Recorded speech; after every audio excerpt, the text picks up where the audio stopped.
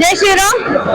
ఈరోజు ఈ సభ ఇంత దిగ్విజయంగా ముందుకెళ్ళడానికి కారణమైన నా రజక సోదరులు బంధువులందరికీ, మన గుంటకల్ వాస్తవులు రజక సంఘ పెద్దలు దేవేంద్రప్ప గారికి ప్రత్యేక ధన్యవాదాలు.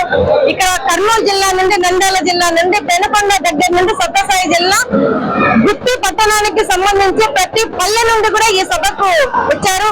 అలాగే అనంతపురం జిల్లాలో మారుమూల గ్రామం నుండి రజకులలో ఇంత ఐక్యత, ఇంత చైతన్యం వచ్చినందుకు చాలా సంతోషంగా ఉంది. దాదాపుగా రజక జాతికి సంబంధించిన పెద్దలందరూ కూడా ఈ వేదికను అలంకరించారు.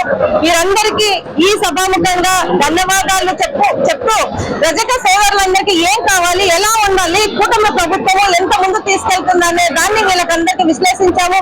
దానికి వాళ్ళందరూ అర్థం చేసుకున్నారు. ప్రభుత్వం మనకు కేటాయించిన జీవాలను మనం ముందుకు తీసుకెళ్లాలి. మనం ఆర్థికంగా వృద్ధి చెందితే తప్ప మిగతా దానిలో మనకు రాజకీయ వ్యవస్థలో మనం ఉండలేము అనే నినాదాన్ని ఇక్కడి నుంచి బయటకు తీసుకెళ్లారు.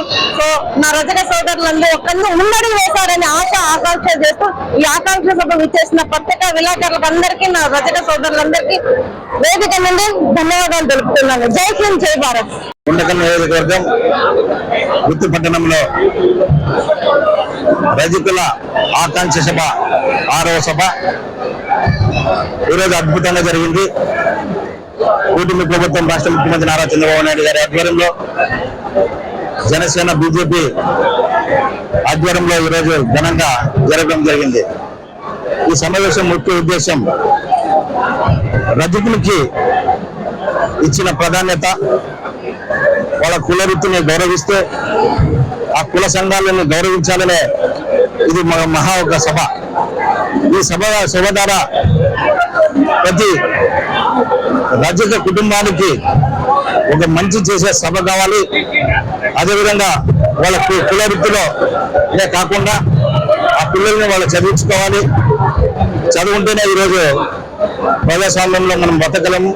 అదేవిధంగా ఈ సందేశం ఈరోజు రజక కార్పొరేషన్ చైర్మన్ సావిత్రమ్మ గారి ఆధ్వర్యంలో మన గుంటకల్ నియోజకవర్గం అద్భుతంగా జరిగింది.